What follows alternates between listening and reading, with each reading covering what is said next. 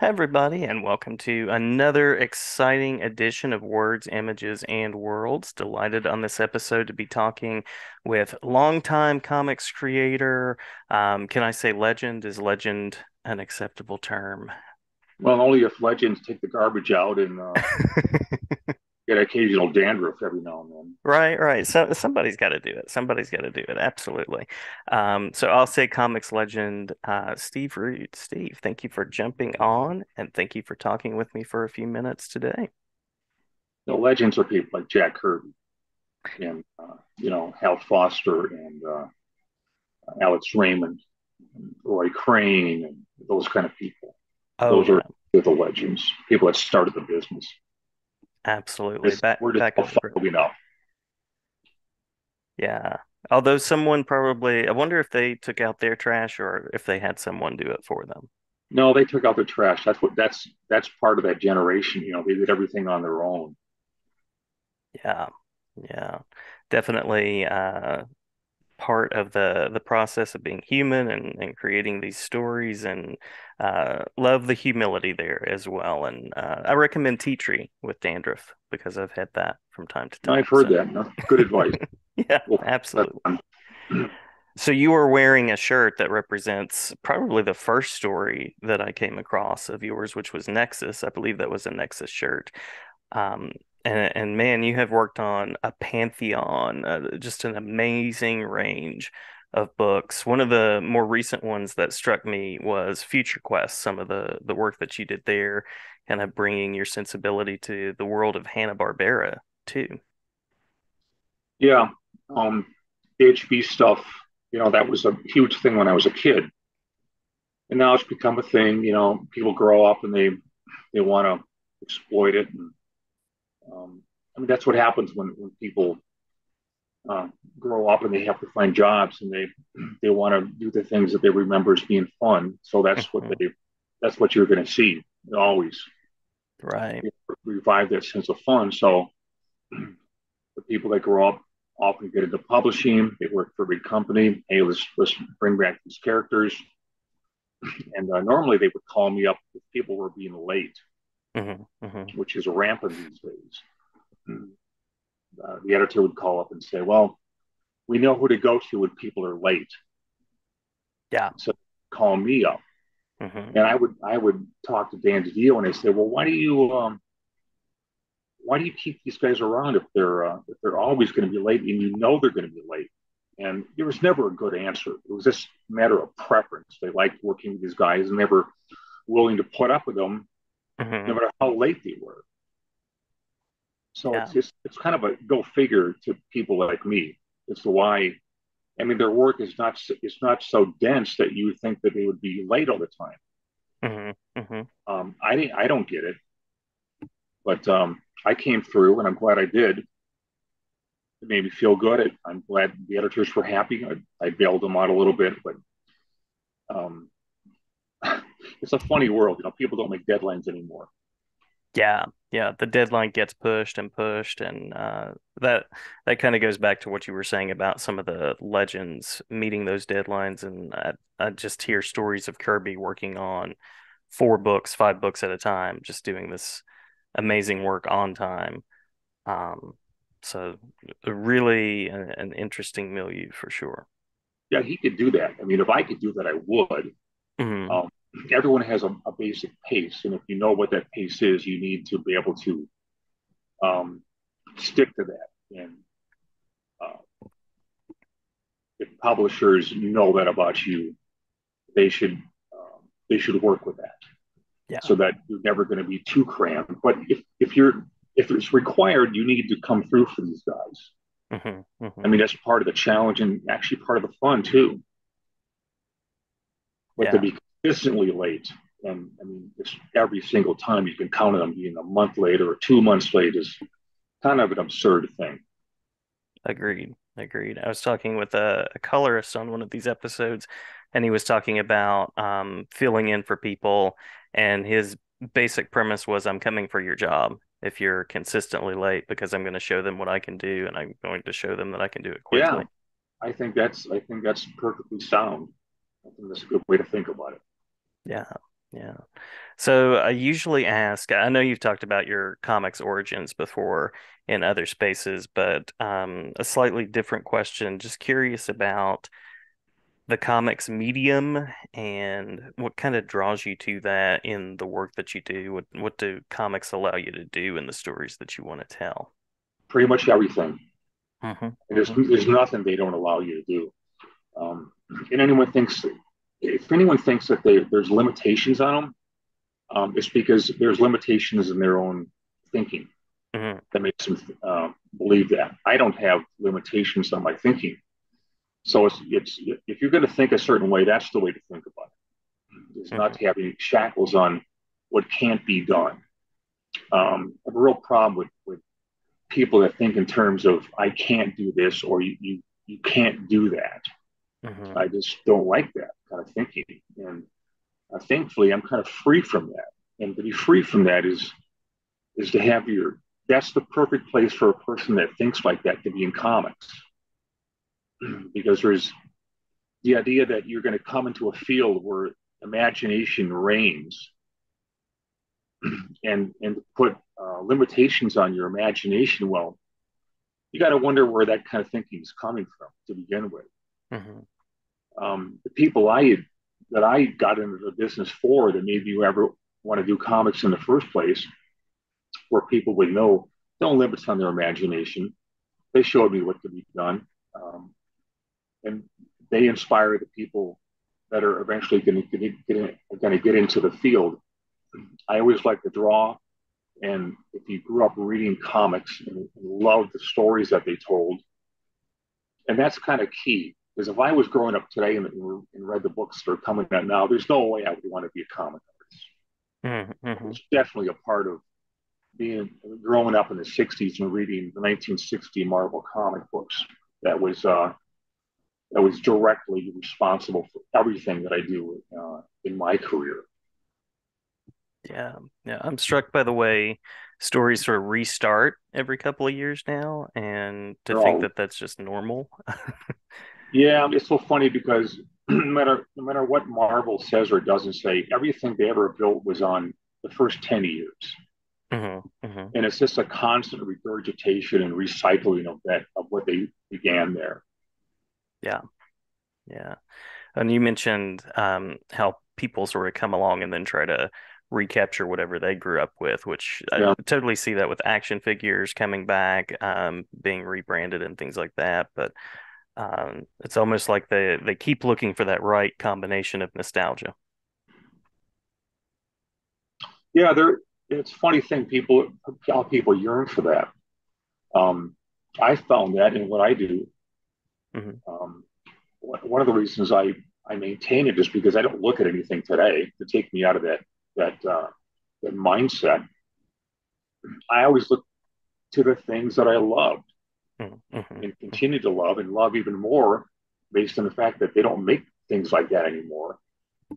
That was not only my era, but it continues to be my era for a reason, Right, right. um, because they were a lot more fun than they are now. And uh, you continually learn from. It's like watching a certain movie over and over. There's always something you see every time you look at it.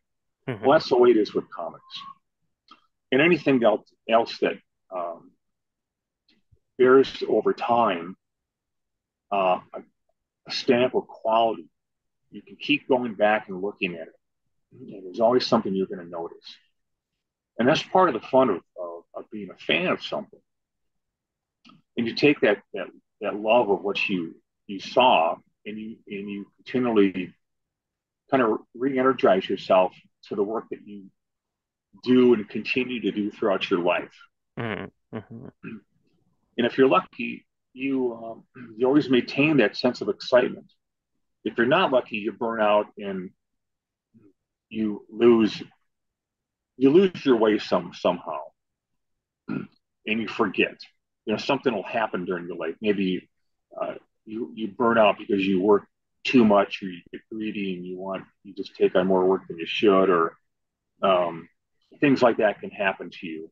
Hmm. And then suddenly you find yourself, you know, um, I forgot why I loved comics in the first place, or I forgot why I loved being in this doing this job in the first place. I work at a pace where that prohibits ever happening to me. Hmm. So I come up here to the drawing board every day being pretty excited. Nice.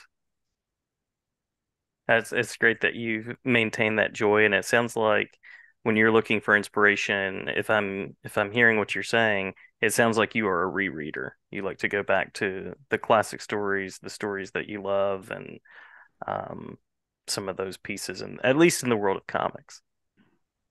Yeah, and there's a lot of things I see nowadays that that I find immensely inspiring. There's an occasional movie that I see that are just tremendously well done. Hmm. The movies in Hong Kong that were once something that came out of somebody's woodshed. Uh-huh. Then now there is up to date and um, technically adept as anything ever done. And when Bruce Lee started in the 1970s, that's what the business looked like. It was just a big rickety thing with backwater um, movie studios, um, and he changed all that. Hmm. Hmm. And he only had 3 years in the business in Hong Kong, but what he did just kind of sent ripples throughout the entire Asian community. He changed it forever, and it just shows you what one man can do if he's got the things that make him determined to improve things. Hmm. Yeah. That's how I think about life, and that's when I do my work on Nexus. That's how I think about it. I want to send ripples Hmm. and tell people that are struggling far harder than I am, and maybe despondent about things that they're trying to do, because there's a lot of people out there in that boat. Yeah. They have stories they want to do. They're dirt poor. They want to self-publish, and they're very nervous about that. And maybe through my example, um, they might be willing to take more of a chance than they would otherwise. Hmm. Absolutely. But this is the book that I'm more or less referring to right here. Yes. Yeah. It's a massive hardcover book. It's, you know, what I call it is the crowning moment of my life, which is this is exactly what it is here. It's this massive hardcover. I kind of call it an artist edition Hmm. because it's got this super deluxe format. It's a very, very heavy book. And as you can see by the spine, it's incredibly thick. It's 300 pages long. And the printing is fantastic. Um, and in this book, there's you've got 100-page story that I wrote and drew, and then you've got extras, and you fill it up with all as far as extras go. Everyone does the behind the scenes stuff now. It used to be a novelty. Now everyone does. Hmm. Hmm. So you got to figure out a way to put in things that are a little extra special instead of being the usual things. Hmm. Hmm. And hopefully that's what I did in this book right here.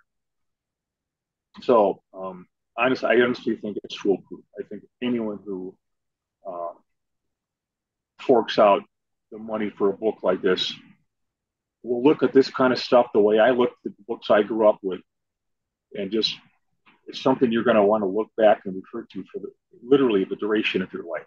Hmm. Hmm. That's how proud I am of what I've done here in this Nexus book here. That's lovely. And it definitely has an artistic I'm thinking about like those tabletop books that would be like art sort of portfolio even kind of looks. That massive size and heft to it. So very attractive volume. Yeah, I sure think so. Yeah. So that's an ongoing campaign at the moment, is that right? Yeah, and it's going to be ongoing. I mean, part of the advantage we have nowadays is kind of a miraculous one. I mean, I think if Jack Kirby had this opportunity back in the 70s when he had a chance to change the way things were done, he Hmm. would have absolutely been on top of this crowdfunding thing. But it wasn't to be, not in 1970. Here we are in the 2000s now, and it can be done by anybody pretty much. Hmm. And the more these so-called platforms come up where um, you can have people donate money to support your cause, um, well, that's just a wonderful thing, Hmm. Hmm. and that's what I'm a part of right now, and that's what so many other people are becoming a part of. I Yeah. think it's a great movement. Yeah. Yeah. You've spoken to the power of imagination with comics. I love that. The bringing to the page kind of a vision of whatever story you want to tell. And then I also love how you're speaking to the possibilities of getting it out there that are open now for people. So, lo love the encouraging message. Yeah, I mean, as cynical as I am about the world and people, I'm equally, I think there's an equal quotient of mine that is very hopeful. And it's mostly about people that um, are dreamers Hmm. and they feel like they're repressed by certain aspects of the world. Like if you don't like the way things are done and you have the opportunity to to through the help of others um, to get your vision out there and therefore change things. Well, that's how movements start. Hmm. Hmm. um, so look into that for all your worth. And that's what so many, it's a movement that's getting bigger and bigger and bigger. And it's going to continue to get bigger because it's an alternative that people now have access to. And everyone's starting to do it. And Yeah. it's going to change the way publishing is for sure. Because, changes need to happen when if people are not happy the way things are, they have to change things. And Hmm. so the changes are being done. And I'm excited about that. Yeah. Lots of access, lots of opportunity, and stories are just a great way to re-envision the world and to share ways that you think things can be improved. So love that message as well. Yeah, I think anyone that reads Nexus is going to that's another thing, Jason. I think when you're engaged in entertainment, there's two ways you can walk away from it. You can feel terrible inside, Hmm. or you can Hmm. feel really good. There's a lot of things you can read, and you just feel dark and morose inside. Hmm. That's never the way I want to leave people ever when they read anything that I've done. I want them to feel the way I felt, uh, um, inspired, excited, Hmm. and then they want to do it on their own. Okay, that's what the message is for everything that I've ever done. Inspired and happy and excited. Hmm. Hmm. Well, you've worked with pulp characters, science fiction, popular characters that are well known. You've done a range of work. I'm curious, when you go to the drawing table tomorrow, what's the next creative vision, the next creative step? Well, it's whatever it is, it's going to be exciting. And Hmm. I'm Hmm. assuming, I've got all these things going on. I want to revive the moth. That was a character that I created uh, like a decade back. We're going to bring him back. Love it. Yeah, that's who I was thinking of when I mentioned pulp, actually. Yeah. Yeah, tremendously excited about these characters. I mean, my God, if there's anyone that needs to be revived, it's these characters in the moth. I mean, it's a circus cast. Hmm. Telling Gary Martin, the guy that co-writes it with me, that I feel like these characters are actually screaming out at me to have their stories continued. It actually feels like that. They're so alive and so real. Yeah. Literally, not figuratively, but literally feels like that. So I answer those calls. And there'll be more moth coming up in the Nexus volumes that we're going to continue doing. Love it. Glad to hear that. And uh, sounds like a real call for sure to Oh, tell these it's so stories. exciting. It's just it's as long as this is a good reason for people as they age to keep in shape and take care of themselves because uh, you need those physical qualities to maintain your mental acuity, right? Hmm. Hmm. So I work out and um, I do various things to make sure I stay fighting trim, as I would call it. Yeah. And so you're able to handle all the. I mean, essentially, this is a desk job. Hmm. So you have to be ready to sit down for the 8 hours or 12 or whatever it is to do this kind of work. And um, most people that do this job don't think of it as work. Hmm. Hmm. They don't. I mean, this is not a. I never thought of this as a job, Jason. Yeah. Yeah. A job is something you do because you have to get a paycheck. I Hmm. never thought of it like that.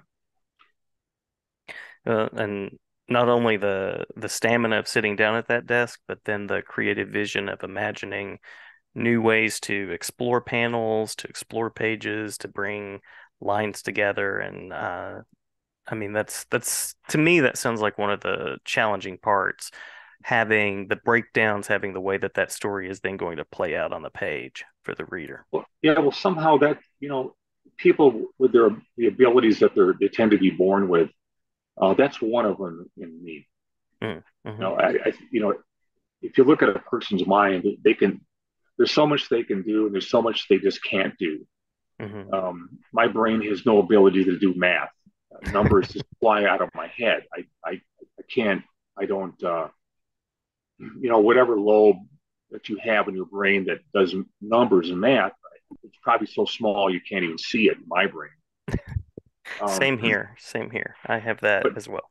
yeah, but the other things that the right hand side is probably you know it's probably just meant to do the kind of work that I do because it's not work. It's challenging, yeah, but it's a fun challenge. Hmm. It's Hmm. just it's just like one endless get up on the roller coaster and it's not the same roller coaster. Yeah. It's a little different every time because every time you start something, it's like you're starting from nothing, and it's hard to explain that. And I don't know why it feels like that, but I think anyone who's uh, say if you spent your whole life making movies, I think every time you sit down and make a new movie, it's like starting over from nothing. Hmm.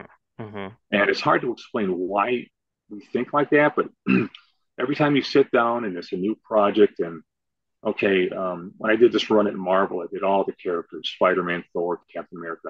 Every time you sit down and you're beginning the process again, it's brand new.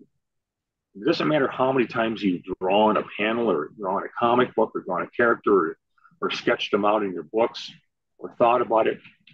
It's somehow becomes a new entity unto itself, completely brand new. And you got to start all over again and get the engine warmed up and then um, continue the process. And it just Absolutely. becomes, it's just endlessly looping like that. Hmm. Hmm. So you never get bored. That's impossible. And if you love what you do, and you're determined to find a way to push yourself. I love Hmm. that. I love that kind of thing. I love making sure if you monitor yourself carefully, and I really like doing that. Monitoring yourself makes you make sure that you can't coast, Hmm. Hmm. Yeah. and I love that quality on me. And I think that definitely comes through for the reader. And I appreciate that about you. It sounds like you've gleaned a lot from your experience, and thank you for sharing those experiences.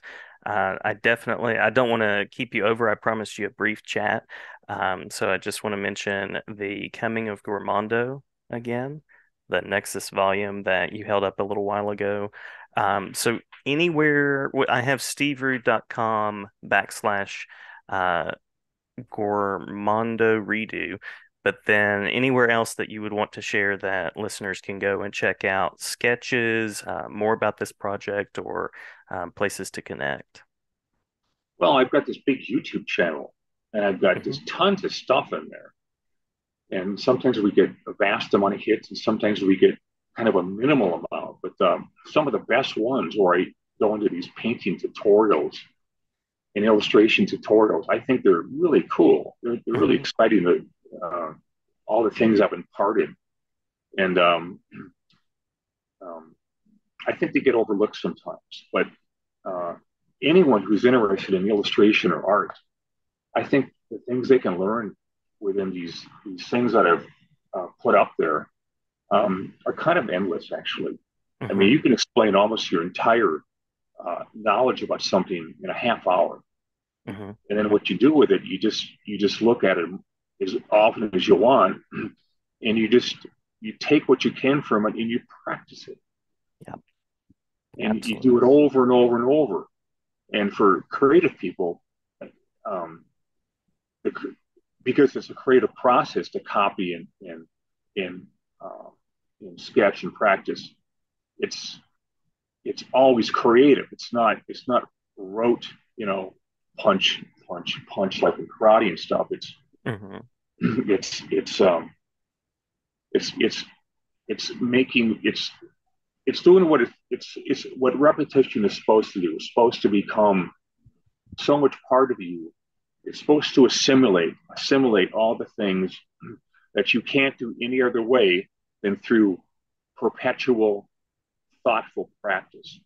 And if practice for me was one of the funnest things about being an artist, I Hmm. just loved copying other people's work. Um, Basically, anybody is fair game to me. Because if Yeah. I can learn something from them, and that includes everybody from the lowest to the biggest, that's exciting to me. Hmm. That's how I stay excited all the time. Because the whole world is out there. It's kind of a big reference file, Jason. Yeah, absolutely. So how can you get bored with thinking like that? Life doing comic books, especially where imagination transcends everything. Yeah. Sounds like you are continuing to inspire others as well.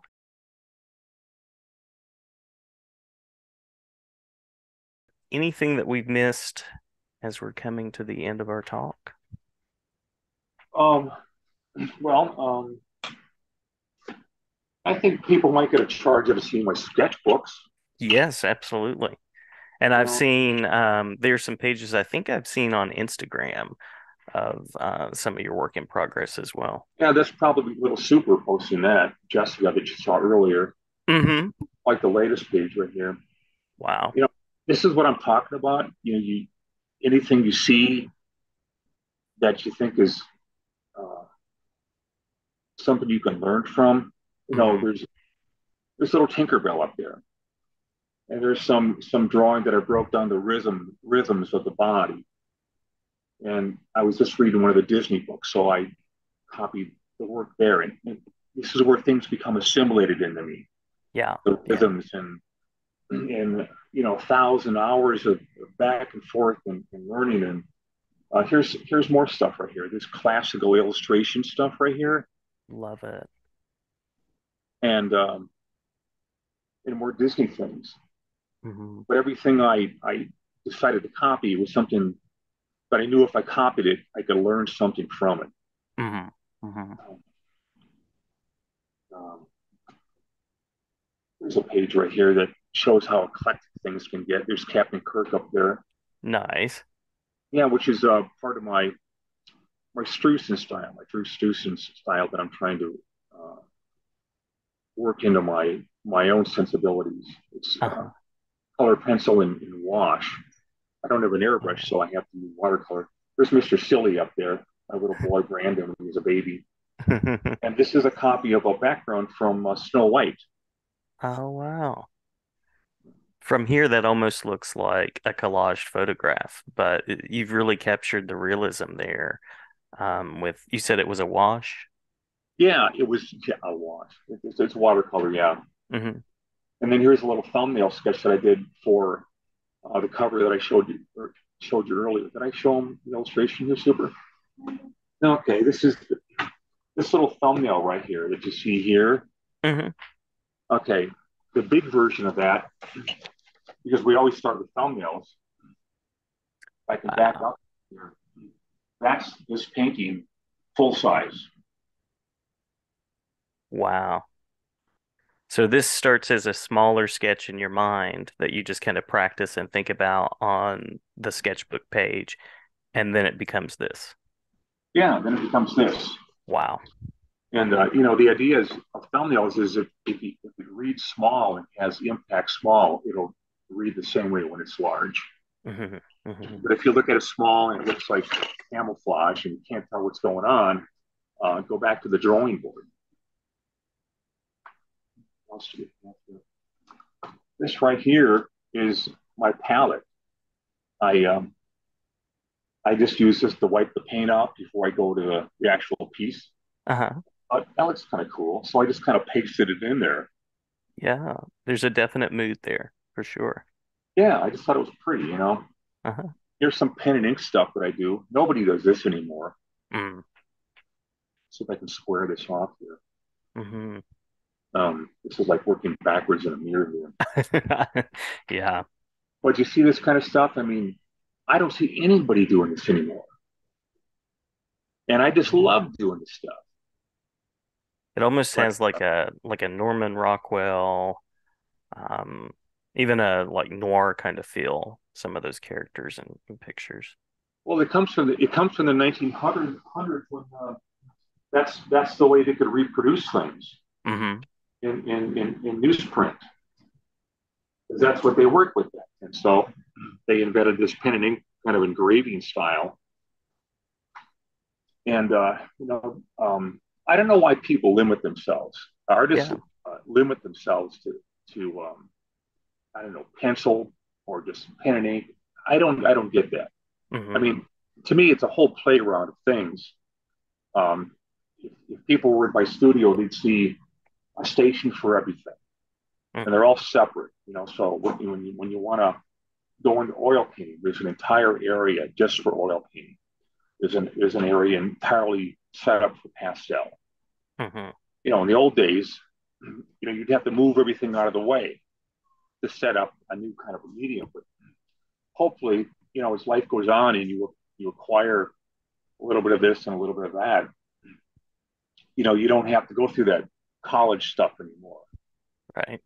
Starting art thing. So, but anyway, that's my whole life right there. The sketchbook is a huge part of it, and that's what I'm teaching my little girl Jessica right now. Is to work with the things that I've learned to work with, and um, it's kind of a mentor thing, Hmm. Hmm. which people don't really do much anymore. But learning is learning, and depending on the teacher, you can learn fast or you can learn slow. Hmm. Hmm. Hopefully, faster if you got the right teacher. Yeah. I love that you're passing your skills on, and thank you for showing us the sketchbook as well. I can see the range even from page to page as you turn through, and love what you said about the studio space being varied as you go from one medium to another. Yeah, that's part of the fun.